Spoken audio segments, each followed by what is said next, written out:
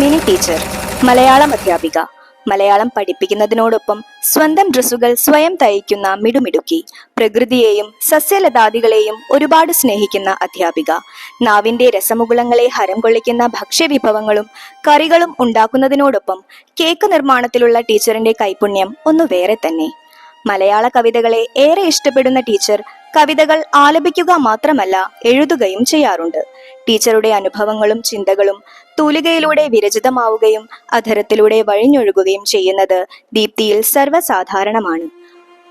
ഒരു ദുഃഖബിന്ദുവായി തീർന്നൊരൻ ജീവിത പന്ഥാവിൽ സ്നേഹമാം തെന്നിറച്ച് ക്രൂരമാം ലോകത്തിൻ പാതയിലേകയായി തളരുമ്പോൾ പാൽപുഞ്ചിരിയുമായി എന്നെ ഉണർത്തുവാൻ, എന്നെ കുളിർപ്പിക്കാൻ സ്നേഹത്തിൻ ദൂതുമായി വന്നവളെ. കൃഷിയെയും കൃഷിയിടത്തെയും സ്നേഹിക്കുന്നതിനോടൊപ്പം തന്റെ കൃഷി അറിവുകളും കൃഷി അനുഭവങ്ങളും വിദ്യാർത്ഥികൾക്ക് പകരുവാൻ ടീച്ചർ സമയം കണ്ടെത്തുന്നു.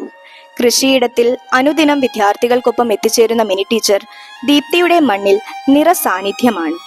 ദീപ്തിയിലെ ആഘോഷങ്ങളിൽ ദീപ്താലങ്കാരമാണ് ടീച്ചർ. ഫസ്റ്റ് അസിസ്റ്റന്റായി അധ്യാപകർക്കുള്ള അനുദിന ഒഴിവു പീരിയഡുകൾ ക്രമീകരിക്കുന്നത് മുതൽ മിനി ടീച്ചർ ആദ്യാവസാന നിയന്താവായി ഞങ്ങൾക്കിടയിൽ മധുരിമയായി നിറഞ്ഞു നിൽക്കുന്നു.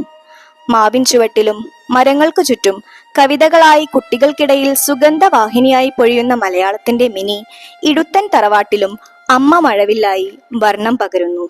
ഭർത്താവായ ജോൺസേട്ടനും മക്കൾക്കും വീട്ടിൽ വളർത്തുന്ന പെറ്റിനും തറവാട്ടമ്മയായി ദീപ്തി പരത്തുന്ന മിനി ടീച്ചർ.